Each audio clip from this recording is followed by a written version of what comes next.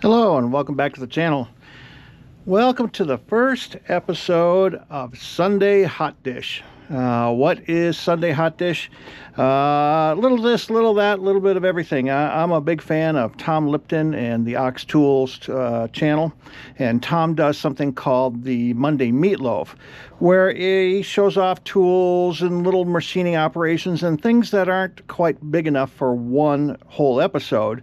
He throws them all together into what he calls a meatloaf. And so, being from the Midwest, specifically Minnesota, I figured hot dish was a little more appropriate. So that's what this is going to be. We're going to talk a little bit about a bunch of different things and throw it all together in one episode. I probably will do these maybe once a month or so. I'm going to try and start uploading videos every Sunday. That day may change. The time of day may change a little bit as I'm trying to work this out. So I've also adjusted the microphone on this GoPro. I had it set for the front and now it's to the back, so hopefully the sound is a little bit better, but I'm quickly realizing the limitations of using a GoPro for creator content like this. And maybe in the future I can look at a little bit different camera, but for now I've got the GoPro and that's what we're going to have to use. So first off, I got the tachometer from the last episode back together again, and it's working, and it works pretty good. So I can't hold it at a steady speed, but as you can see, we've got that all back together again. Got the glass in there now, and it's ready to go back into the machine, but that's not going to happen just yet. I'm going to wait until I got some time to pull the machine apart and get this replaced and whatnot. So for now, this is back together again and waiting to go back in. The other thing that we're going to talk about is 3D printing, and the next project for the Tonschreiber is, as I showed in the other video, the socket for this head, and here's a picture of it. The socket for this head was missing when I got the deck. It was obvious that something had bumped the front of the deck and broke the socket, and there was the 3 screws and what was left of the socket still attached to them, but you could tell that somebody had carefully unsoldered the socket, and unfortunately it was nowhere to be found. So I was able to talk to Helge, Lima Alpha 6 Charlie November Alpha from YouTube, who has a Tonschreiber and has made a fantastic video on his first operating of his machine. A link is down in the doobly-doo for that video. And I contacted him and explained my situation and said that I was able to find the high-speed head, but I didn't have the socket, and would he be kind enough to remove his high-speed head and take a picture of the socket for me. From that, we've had to design a socket without knowing exactly how it works. We took a good look at the picture, and looking on eBay, I was able to find these Telefunken sockets, tube sockets here, and if you can look closely here, they have a very similar mouse hole as to what was shown in that picture from Helge. So we set about to designing one, and as part of my job at work, we have a Formlabs 3D printer, and I had to learn how to use it, and so this was a perfect opportunity for me to 3D print some test sockets, where this was the first one and the mouse holes were a little too small. And I quickly learned some of the limitations of printing, where the back of things is not exactly flat. This is kind of a rounded shape here. Things are not quite exactly square, and was not real happy with the way this was coming out, but it gave me a good opportunity to learn how to use the printer and to test this and find out, yes, the dimensions are correct, it fits into the aluminum cup, the screw holes are the right size. The base circle, in fact, was wrong at first, and so we had to make adjustments. And we've slowly been dialing this in, and I say we, my girlfriend's son, my pseudo kid, he is an engineer for General Dynamics, and he has quite a bit of experience with SolidWorks, and so I'm learning SolidWorks, but I'm pretty slow at it, and he's been able to help get the basis of this started. So anyway, as we've worked and tried to dial this in, we've started refining it a little bit. I have used Shapeways for making connectors for a long time. This is a speed sensor that I make for a motorcycle product, and the factory sensor looks like this. And Yazaki is the company that made the wiring harness side of the socket, but they never made this mating side of it because it was always a sensor. So when I designed a replacement sensor, we had to design this socket to be able to mate with the factory connector and plug in and click and work. And so I've always used Shapeways to 3D print these connectors here. And then Shapeways went out of business, and so I had to switch to Xometry or Xometry. I'm not sure how you pronounce their name. And this is a multi-jet fusion process, and it's been okay. Xometry is not quite as good as Shapeways was, but they were 99.5% as good, and they worked. And I've always made connectors like this. And I've had 3D printers in the past. I had filament printers, and you know, you get prints that look like this with layer line artifacts, and you know, if you're printing little brackets and things like this, it worked just fine. You know, but they're really pretty much just toys. You get this layer line, or you get this stuff here where the filament is all ratty kind of looking. And, you know, if you're making models and figurines and stuff, dragons and whatnot, and you're okay with sanding and filling and vapor smoothing and post-processing, you know, filament printing works just fine. But to me, it's always just been kind of a toy, because I need to make functional parts. You know, I need to make sockets and connectors and, you know, spacer rings and, you know, sizing tools and whatnot. Real functional parts, gears and things like that. And 3D printing just for me isn't quite there yet, or hasn't been anyway. And if it is, it's really expensive. I mean, I was looking at what the Formlabs printers cost, and the 3L we have at work is, you know, $3 or $4 grand, and the stuff is really expensive. And it's still, the quality isn't really all that great. It's okay. It's really pretty good, much better than a filament printer. But I wasn't real happy with the rounded back shape on this. So I reached out to Xometry, and I had them print one of these sockets with their filament printing process, and honestly, I could have done this at home. I mean, this is pretty crappy looking. I was not happy about that, and I told them so, and they gave me a credit, and they recommended I try their multi-jet fusion process, which this looks much better, but I still wasn't real happy with the condition of the face and the way this looks. You know, I really wanted something better than this, and in a pinch this would have worked, but I thought I could do better after seeing the quality that came out of the Formlabs printers. And my coworker just bought an Helge Saturn 4 Ultra 16K printer, and he printed one of these sockets for me, and it came out really pretty decent. And I don't remember which one of these it is, but it came out so good that I went and bought one of those printers on my own. Found a sale on it and got the printer and the wash and the cure station and 2 bottles of resin for like $600, $660, $670, something like that. And the quality is much better. Another couple generations and I'll think we'll be there. But so with that, I've been able to do a lot of experimenting with, you know, printing at different angles and different orientations and see what comes out. But still not terribly happy with the way these prints are. I mean, this is supposed to be flat on the back, and that is not flat. Or you get issues where, you know, this edge is supposed to be flat and it's too thin, and, you know, depending on how you orient this to the build plate, you get different qualities of stuff.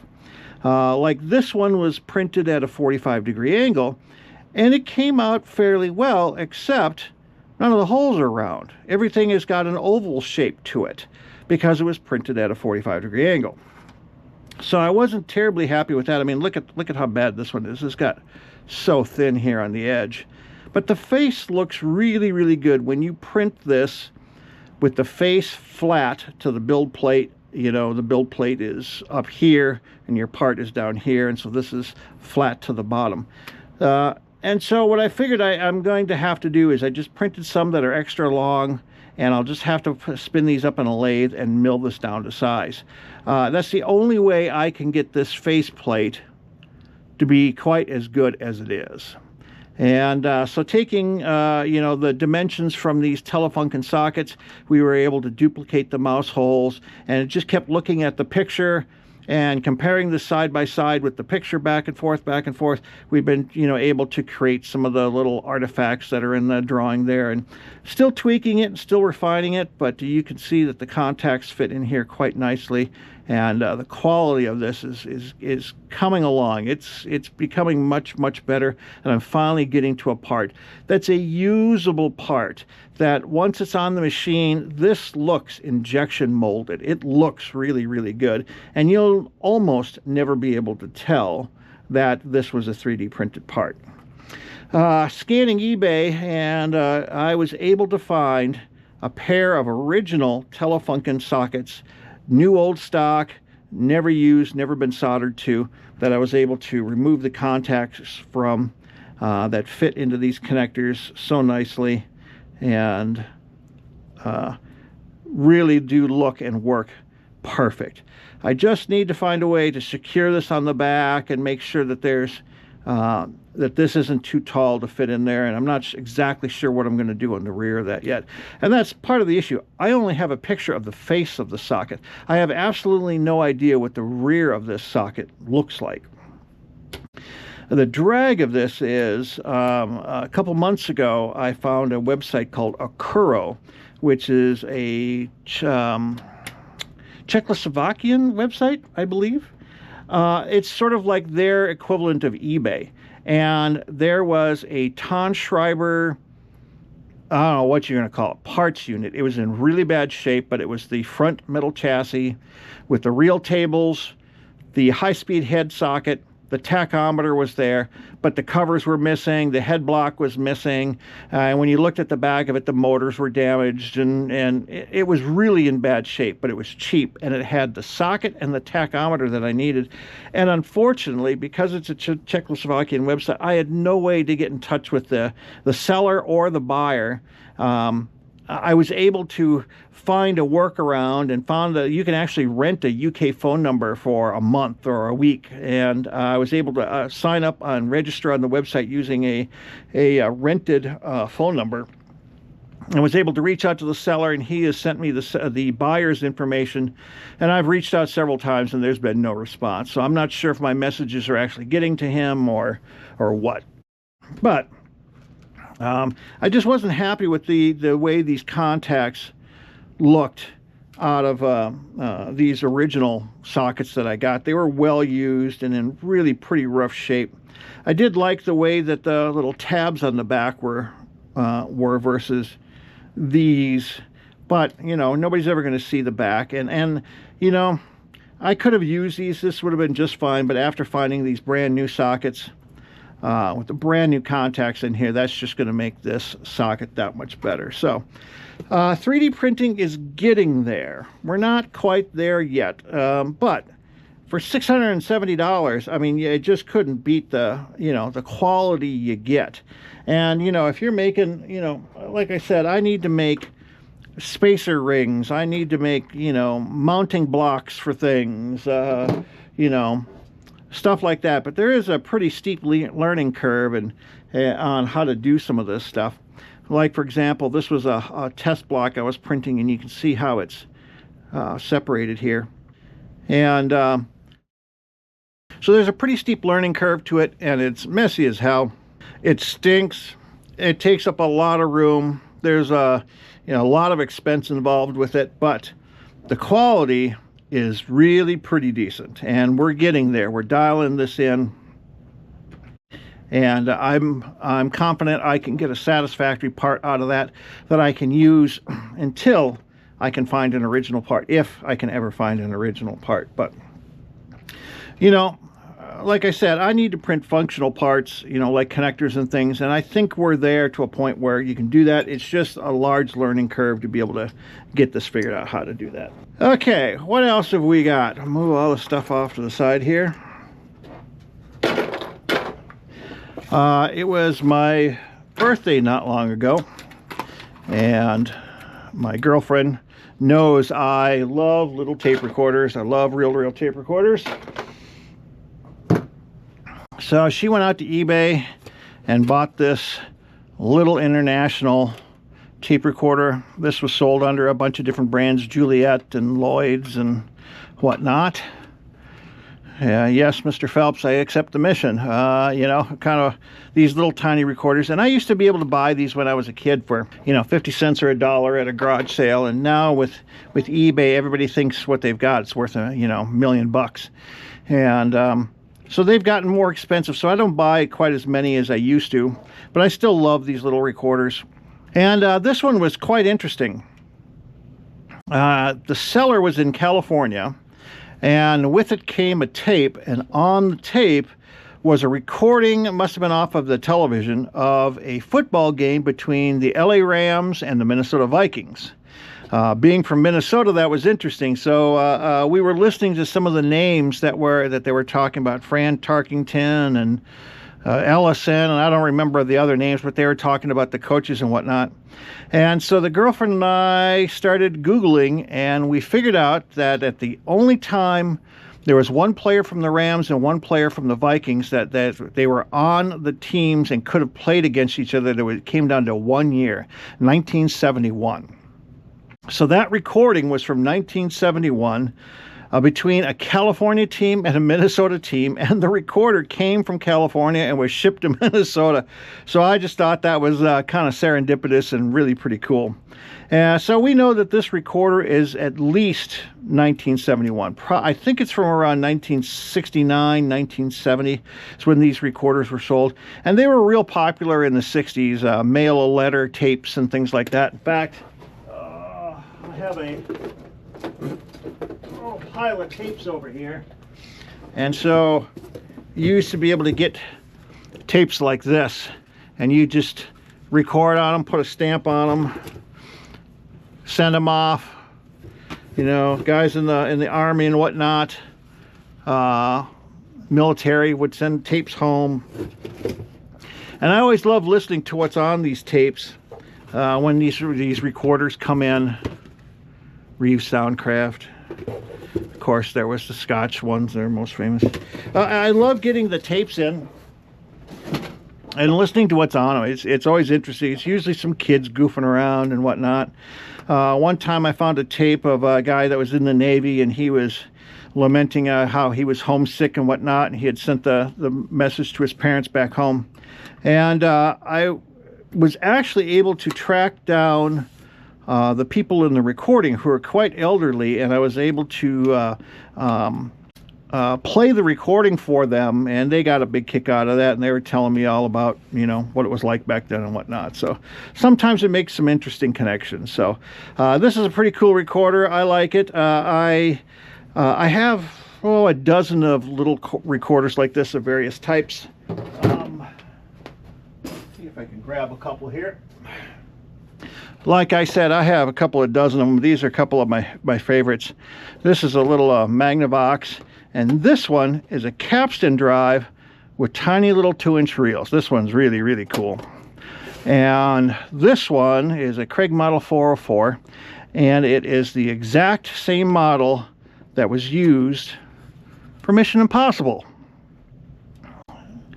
That's right, this is the exact same model that they used, although it had a little different symbol here, and they removed the cover. And TechMoan did a great two-part video on all of the recorders that were used for the Mission Impossible series, and I'm sure that's where I got my love for it. But I've had a love for reel-to-reel recorders my entire life, and I've owned hundreds since I was a kid. Okay, next I picked up this Voice of Music recorder. This is a Courier Model 725. I used to have one exactly like this when I was a kid. 5-inch, and what's really interesting about it, 3 speeds. 7.5, 3 3/4, and 1 7/8. Now 2 speeds is, you know, more common for a recorder of this size, but to get one with 3 speeds like this is really pretty rare. And I remembered listening to music on this machine when I was a kid. Tom Petty and Judy in Disguise and all kinds of songs from the 60s that I just fell in love with. And so I was at my local surplus store, Axeman, which every year on my birthday, my father would take me to Axeman, 3M Surplus, and Acme Electronics. And sadly, Axeman's the only place that's still around, but I've been shopping that store for over 50 years. So every year on my birthday, I run through there, and I spotted this for 15 bucks, and I just had to bring it home with me. Surprisingly, there is a place that sells voice of music belts and idlers and schematics and all kinds of stuff. So I ordered a rebuild kit for this. It has a 2-tube amplifier in it, and I'm sure the capacitors need to be replaced, and so this will be a future project of rebuilding this machine and getting it to run again, amongst other projects. Oh, the smell. I wish there were smell-o-vision. I wish you guys could smell what this thing is like, because these have always had a unique smell to them, especially when they get warm and the tube's hot. There's just nothing like it. I don't even know how to describe it. It's a combination of old people and wallpaper. I don't know. All right, well, there we have it. That's our first episode of Sunday Hotdish. And next week we'll be back with more regular content and whatnot, getting through some projects that have been taking forever. I'll show you one of them.